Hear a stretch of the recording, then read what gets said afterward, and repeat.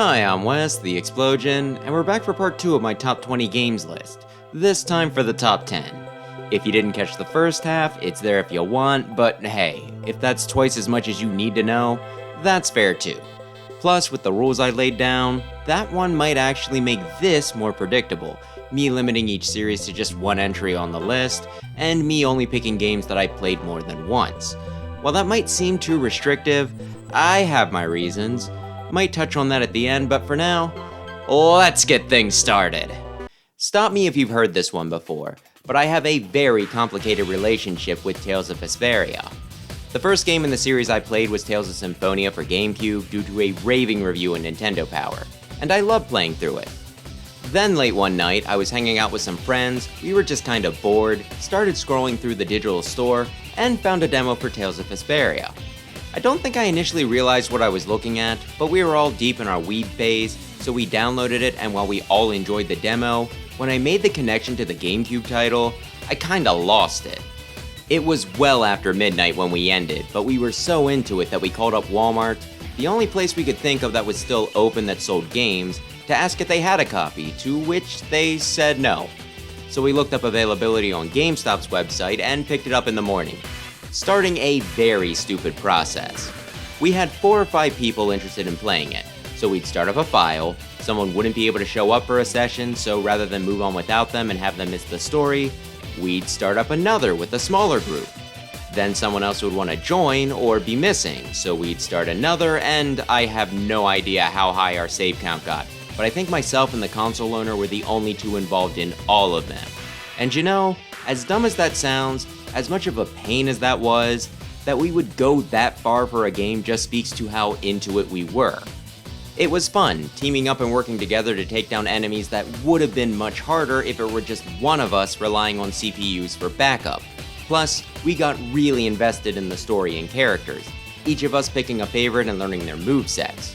Well, except for one of us, who was a bit promiscuous and would bounce between any unclaimed party members. We got good enough with our chosen characters that we were able to clear some pretty specific achievements, which felt great, like everyone really knew their role, and were able to work together seamlessly. When we finally cleared it, it felt like a massive achievement, since not only did we push through, despite juggling so many saves, but because while we didn't 100% it, that was only because we locked ourselves out of a side quest, so we got ridiculously close for a first time clear. I played the game again years later with 2 other friends, us meeting frequently enough for it to be doable, and when I wound up giving the healer, who was more interested in their phone than their role, a stern talking to, I finally realized how seriously I took the game. There was also talk of an expanded port back in the day, with additional playable characters and a lot of extra content that I wanted more than anything at the time, but sadly it was stuck in Japan. We did finally get it a few years back, but I can't seem to find a group to play it with, and while I could do it solo, and probably will, it just isn't the same. It's just a reminder that sometimes you can't go back, though it remains a very special memory to me. Fire Emblem Awakening could have quite possibly been the last game in the series, and Intelligent Systems, believing that it might be their swan song, put everything they had into it. There's been a lot of back and forth, whether it's good or the filthy casual's choice, but hey, I ain't gonna deny it, it's my favorite entry. The basic tactics stuff is still all there, with some new things thrown in, and some old getting tweaked. I guess it might be best to start with the narrative elements though, since that is a pretty big part of why I like Awakening so much. For the broad strokes, there's a lot of callbacks to previous games that you don't need to get to understand what's happening, but adds more impact if you do, and sells this as a celebration of the series. There's some good twist and intrigue that kept me invested. I think Robin works as an avatar, since they're a tactician through and through, one as smart as we all wish we were. I kinda like how time travel is used in this one. I think they avoid a lot of the pratfalls that typically have this sort of thing veer into stupid. And as a pretty sizable bonus, support conversations, which is typically how you go from seeing your units as not just units but characters, became a lot easier to get in this one, making it really easy to get invested in the cast. The only limit they really put on these was that each character could only get rank S support with someone else once. Which makes sense, since that's how you marry them off and get child units. It's not weird, remember the time travel bit. This also led to an interesting choice, where you could either play matchmaker based on who you think went well together, or who would pass down the ideal stats to their progeny. You know, selective breeding. Though to make it sound a bit more wholesome, my in-game daughter, Morgan, became my favorite character from Awakening, and possibly second in Fire Emblem overall. Maybe first. But writing isn't everything. I could always read a book instead. When it comes to mechanics, you include the children thing, as well as the ability to grind, which was absent from most of the entries we've gotten up till then, allowing me to salvage units or just turn some into monsters. It gave you more freedom in what classes you could make characters, a good number of optional missions for additional content, some interesting maps, and pair up, which, while busted, could be fun to abuse, and also help out with the aforementioned grinding, both for XP and supports. And while I don't use it, casual mode was a good addition that made the series less intimidating and probably helped its popularity in the long run. So while I'm not sure what the current opinion on this one is, I think Fire Emblem Awakening is pretty great. A Hat in Time is just kind of a comfort game for me. Call it a 3D platformer, call it a collectathon. Regardless, it's in a genre I like, and the way its controls are set up immediately clicked with me, it feeling very familiar and comparable to a lot of other things I played. Because of that, I was able to chuck the learning curve completely out the window and just enjoy the game for what it was. A really cute world, filled with a lot of fun characters with quirky dialogue and gameplay that just kinda does whatever it wants. One stage has a mission format, more like a 3D Mario, another is 2 parallel high score challenges against yourself. One's more of a free roam, you picking up objectives as you go, and another, you're dropped in the middle of a pretty big map and the main goals are just to get to the end of each path, through its myriad challenges. When you've done enough to confront the boss, the fights tend to be a big spectacle, taking place in front of an audience, for various reasons. These test your pattern recognition, as well as how well you can move, and while some of them might have quite a few moving parts, there's normally enough chances to refill your health so it never feels overwhelming or unreasonable. You don't need to collect every timepiece to clear the game, but these fights make finishing off a level always worth it. The game also has some secret optional stages that are either really well-constructed obstacle courses, or get enough objects to progress affairs, with some hidden collectibles that don't actually contribute to your success, just give you insight into different characters' backstories, which might not sound like much, but I doggedly sought out. There's also different badges and hats that change up gameplay and let you customize your loadout. When I was finally finished with the game, I had done all the missions to obtain all the timepieces, and I was sad that it was over. Luckily, the title got some DLC, and while I can take or leave the Seal the Deal expansion, the Nakusa Metro line became one of my favorites. You getting forced to work for a gang of cats, slowly opening up parts of the area while finding a bunch of extra stuff, and you not actually getting any reward for your work until the very end, when you get everything that you've earned up until then in one big bundle. It's a pretty interesting all-or-nothing prospect. I still wish there were more, but I guess I can just wait and hope that we get a sequel. Someday. I think Super Mario Galaxy might have been the first time I ever got really into a Mario game. I mean, sure, I'm a Nintendo fan, so of course I played most of them, I tended to enjoy them, though spin-offs could be hit or miss, but for all mainline stuff, they just didn't do it for me.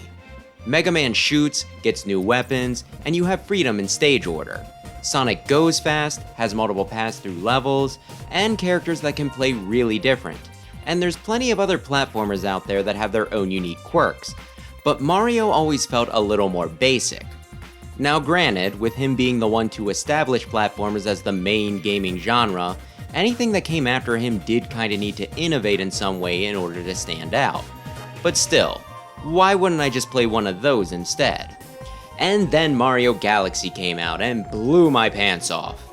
You were Mario, but in space.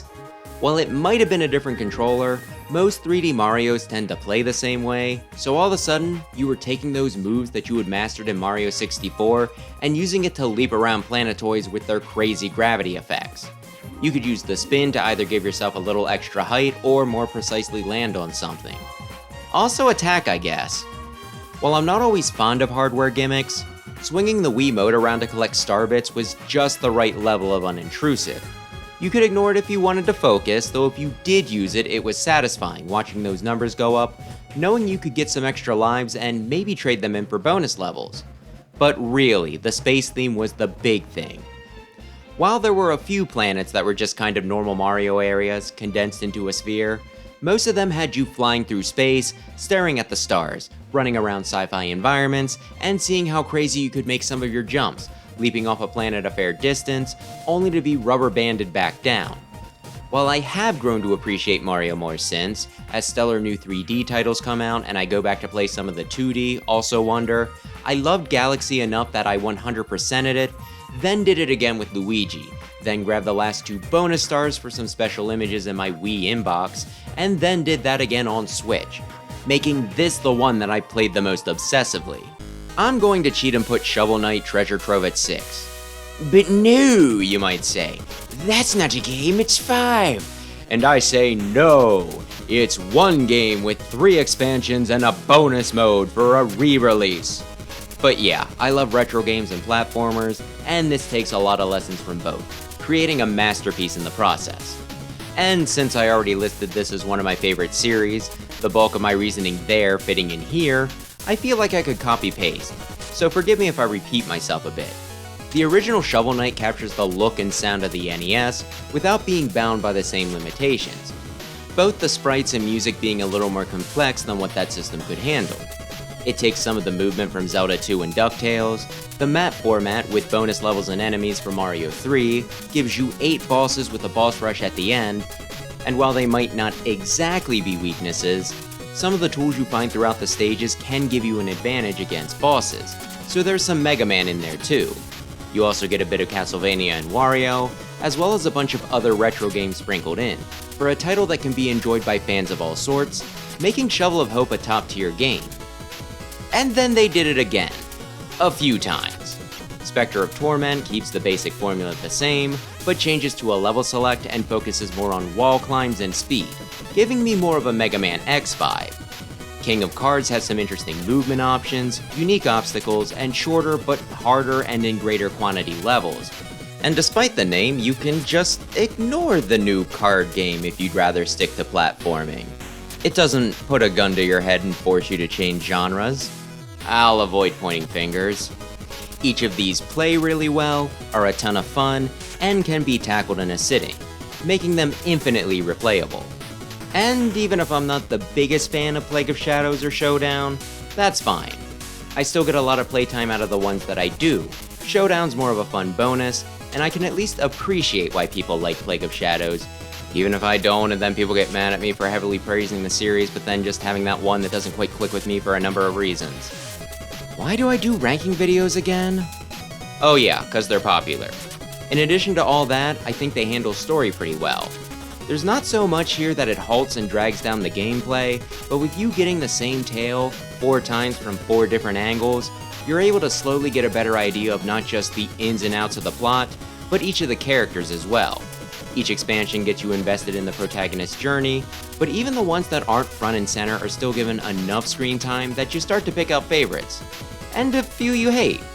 Maybe one day I'll explain my love for King Knight and disdain of Polar Knight. So yeah, a good game is good, but a good game multiple times is even better. I just really like Cuphead.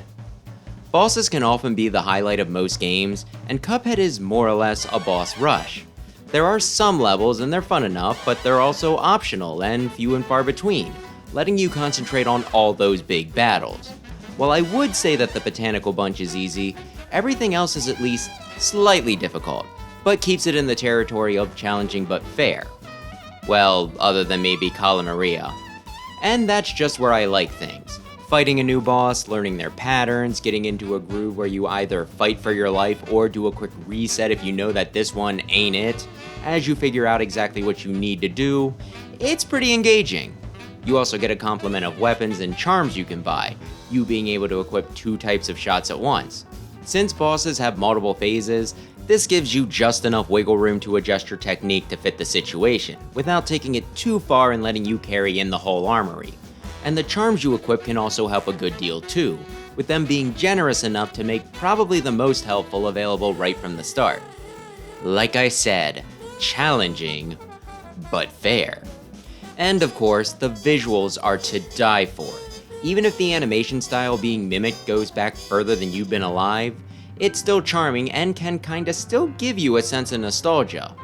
And the game is also a lot tougher than I first gave it credit for.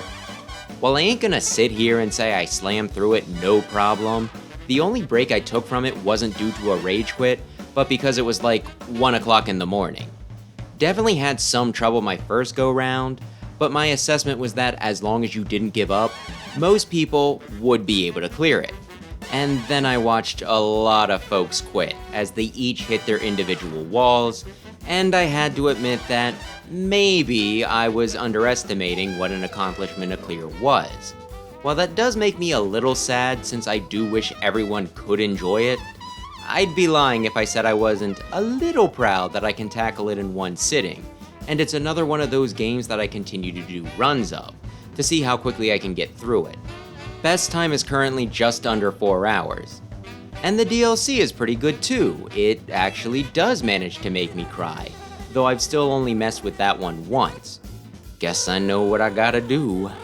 A lot of these games could probably be swapped around a position or two given my mood on a particular day, but my top 4 are definitely my top 4, with the next 2 being pretty much a tie, but hey, decisions need to be made and Super Smash Bros. Ultimate is my 4th. I range from mediocre to terrible at fighting games, depending on how hardcore they are, but I am actually pretty good at platformers, so a platformer fighter is the only type of fighting game that I'm actually decent at. Sure, combos can still be pretty important, but spacing and planting your feet back on the stage are even more so, and you don't have to memorize any crazy button sequences to get your moves to come out. Not only that, but I love crossovers, and as you can probably tell from a lot of my previous picks, I love Nintendo. So take both of those together and I'm in heaven. I also really love video games, making the series even more exciting when they started expanding their scope. Smash also ended up introducing me to a lot of titles that I hadn't touched before. Some of these games might not be on this list if not for Smash, and I also have a lot of fond memories playing this with my siblings and friends. But why Smash Ultimate in particular? Well, it's a number of things. For one, I just like the way this plays the best. When I went back to get footage from some of the previous titles, most of them just did not feel right. Maybe it's recency bias, but I've also heard professionals say that this one is the most balanced. Though that might have been before some of the DLC. And while tiers are still a thing, that most characters are viable is great. There only being a few actual options or feeling like you got defeated by a character rather than the player sucks. More importantly though, Mega Man is playable, and while he was also in Smash 4, he seemed way too light in that game. Felt like I was getting KO'd by a sneeze before, but here, I can main my man without my eye wandering to Zero Suit or Corrin. On top of all that, Ultimate just has the most expansive roster, and I think who's playable makes or breaks a game like this. I'm kind of afraid of whatever comes next since, even the characters I don't play or maybe even dislike would still feel like a loss if they weren't included, and I'm really hoping for not a sequel but an expanded port, with more, ever more characters. Maybe someone who looks good in red. This is definitely my most played game on Switch, and I don't think anything other than an Ultimate Plus will top it. My favorite Pokemon titles are the ones for Generation 7, Sun, Moon, Ultra Sun, and Ultra Moon. And to everyone who just recoiled at that, I want you to remember this when Gen 7 gets the Gen 5 treatment, not being appreciated in the moment, but then everyone retroactively decides that it's the greatest in the series. It'll probably happen. While I can understand the point that they were a bit dialogue heavy, especially in the first round, I kinda feel like they addressed a lot of the criticisms of the series. The games are just the same thing every time. Beat up 8 gyms and then the Elite 4 plus Champion by exploiting rock, paper, scissor weaknesses. Instead, you get complete trials, with the totem Pokemon being actual boss battles. The story is always, some evil group tries to awaken a god and take over the world, but gets rolled by a child. But Team Skull was the perfect punchline to the joke, a bunch of buffoons serving as a cover for the real bad guys that are either still kinda messing with forces they don't understand, or actually trying to save the world, just going about it through questionable means. Pokemon are running out of ideas, which is a sentiment that I really can't agree with, but if you do, well, you get the Ultra Beast, extra-dimensional creatures that are kinda Pokemon, but also not, with crazy designs like Steroid Mosquito, Sexy Cockroach, and Origami Samurai. And while the games did get rid of the national decks, this was the last entry where you actually could collect them all, with a functioning GTS that wasn't paywalled behind the mobile version of a service that really should be free. But me arguing that people don't know what they want aside, I just really love the games in general. The differences mentioned gave them a unique flavor, the trial captains felt more like peers with actual personalities, though I'll admit that I watched all of the Sun and Moon anime, another much maligned piece of media which might have filled in some of the blanks. I loved both the new standard Pokemon, Primarina now being my favorite starter, by a lot, and the Ultra Beast, which were really cool. I was into it enough that I completed my Pokedex in just under a week, though I cut it pretty close, getting my type Null to love me enough for my final entry, just a few hours before the window closed. I felt really invested in the story, you forming an actual bond with the box legendary, and I also loved Hal and Lily, teasing the former and watching the growth of the latter. It also has some moments in the story that really stand out to me, like Hal making the self-important Baba look like a fool, and Lucamine being one of the few video game villains to tick me off, rather than just being an obstacle that I need to overcome. I normally get one version of a Pokemon game and maybe the upgraded edition, like Platinum, if I really enjoyed it. But with Generation 7, I started out with Sun, loved it enough that I got Moon, and then I bought the double pack for the Ultra titles, playing through Alola a total of 4 times. I kinda wanna do a whole video on just how amazing I think these games are, but I doubt I could get away with it, and I should probably be moving on. But just in case anyone wants a more definitive answer here, I'd pick Sun. The Ultra games added a lot, and I do think they're better, but nothing really compares with the first time through a region, so I gotta go with that. The Legend of Zelda Majora's Mask has always been my favorite Zelda game, which isn't too crazy these days, but was pretty controversial back then. You see, I'd never played one until the N64, when a friend of mine would just yammer on about Ocarina of Time every day at lunch, and he made it sound so interesting that how could I not pick up a copy? So I grabbed one used from Funkoland, and you know what? It was pretty dang good, so of course I wanted the sequel. The problem with that was it required an expansion pass, a better graphics card for the console necessary to play some of the more intense games. So for me to do so, I needed to just not plunk down money for the game, but also the add-on that I'd probably only need for that. Quite an investment. But though it took a while to put the amount together, I did pony up. My brother was so lucky he got DK64 afterwards, and I loved it even more than Ocarina of Time. I know a lot of people criticized it as being a smaller game because it only had 4 dungeons, but I didn't see it that way since not only did every one require some legwork to get in, making each like 1.5, but there were just so many side quests that I think they more than made up for the shorter base runtime. Think about it this way, every dungeon grants a full heart container upon clearing it, but with each game having a max 20 hearts, that means every dungeon less Majora's Mask had meant that it needed 4 heart pieces to fill the gap. In addition to that, there were all the masks, which got its own tab on the pause menu, and while you got some naturally through gameplay, the majority of them were found from optional quests. While it might not be the meatiest main game, it's hard to beat just how much side content there is, outside of the open world Zeldas, where practically the whole game can be skipped. And you know what? I tend to prefer side quests. Nothing against the big story stuff, but for a dungeon, you have to really lock in and see things through. But these tend to be more bite-sized. Plus, they add a lot of personality to the world. I love the creepy atmosphere Termina has going for it, but this is contrasted to how much the title focuses on helping people, who, in turn, might take care of someone else.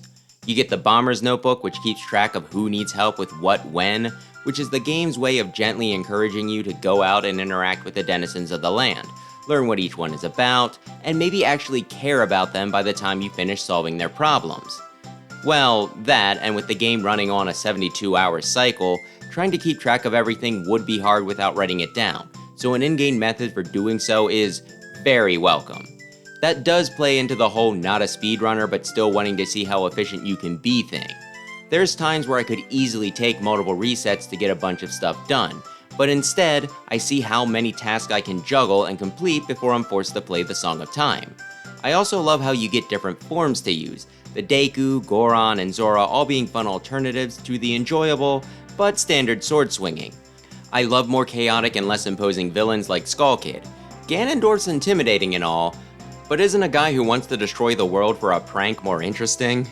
And there's plenty of secrets to uncover, from the modified Song of Time iterations to the Great Deity Mask. After all, who doesn't love an upgrade that makes you super overpowered after you really put in the effort? I'm a big fan of Mask, which I think is due to Majora's Mask, so the game's definitely one that's had a profound influence on me. Okay, this one was hard. This was the main reason I had to limit it to just one game per series, because when it comes to Mega Man, I had 3 games that I was considering for the top spot, and about a half dozen more that would have made it without this limit. There was even a part of me that thought, same series, sure, but Battle Network is different enough that maybe I could get away with it. But no, 1 game per, so I needed to narrow it down, and while there was a part of me that wanted to change it up, end of the day, my number 1 game of all time is still Mega Man X. It just has so much going for it.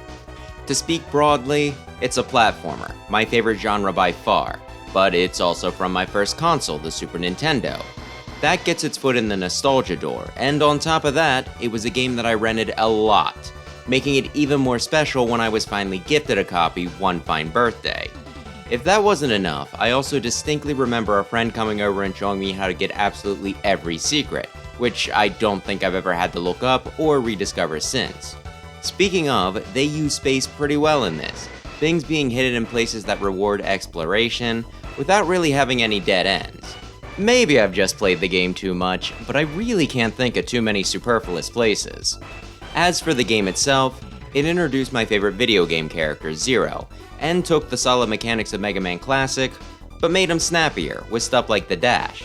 It has those cool damage animations, RIP Spark Mandrill, and that beating one stage could affect another is a feature that I wish more of the games reused. The armor and heart tanks added in a sense of progression, with first armor looking especially sick. The bosses are cool, the music is just amazing, and it's just, in general, a blast to play. It's one of those games I can play over and over again and never get bored, and is short enough that I don't really need to worry about whether I have the time to do another run. I also love watching other people play it, since sometimes I learn something, other times, it's just interesting to see how other people come at the game. Sometimes I find something new playing it myself all these years later, and each run, I try to do just a bit better. Swapping from a recommended boss order to least backtracking was really exciting. I stopped getting game overs long ago, which not only felt like a huge step forward, but also helped keep runs slim. I'm down to around 80 minutes, but I know I can do better, and I felt amazing when I managed a no-death run. Despite its short clear time, it's probably one of the games that I put the most time into, and no matter how much I play, it never gets old. A lot of people call this game perfect, and while sure, you could probably find some things to criticize, you can put my name on that list. I couldn't ask for more from it, other than, well, more, which the rest of the series covers, though this one still remains my favorite. Yeah, a few other entries might come close, but the original X continues to be number 1. Sorry if that was too predictable, I just can't really deny it, even if trying to claim that I had a sudden change of heart might have made things more interesting. We're finally done. That took an embarrassingly long time to put together, though in my defense, I do have ADHD, and I also put a lot of pressure on myself for this, me wanting to do a bunch of playthroughs that I just don't have time for these days. As for the rules I set, I can probably talk about them now without spoilers. X1 is my favorite, but if you erase that out of existence, X4 or 03 would have snapped up the spot. If I had included them here though, I don't think either of them would have taken number 2, just because a lot of what I like about both of them are also present in X1, whereas Majora's Mask offers me what none of these 3 do, so judging where to put them while considering variety was just too difficult for me. As for the multiple playthrough thing, revisits can change your perspective on a game. Sometimes the novelty wears off, other times you just have more fun because you understand things better, and when the story's the main appeal, I'm less motivated to run through it again when I know what happens, though there are exceptions. And sometimes, when it's been a while, you remember things wrong. Hopefully that's a satisfying enough explanation and no one feels cheated because I didn't make the competition as stiff as it could have been. And if not, well, I might redo this at some point down the line, a compilation of both videos while extending it to at least 30, and maybe a few things shifted around if I do some more replays. So any gripes, let me know and I can consider them for next time. Also be sure to let me know your own favorite games of all time, what you thought of mine, how predictable they were, and if I should do more in-depth videos on any of them. With that, thanks as always for watching, and maybe consider subscribing if you're into retro games, especially platformers. For everlasting peace.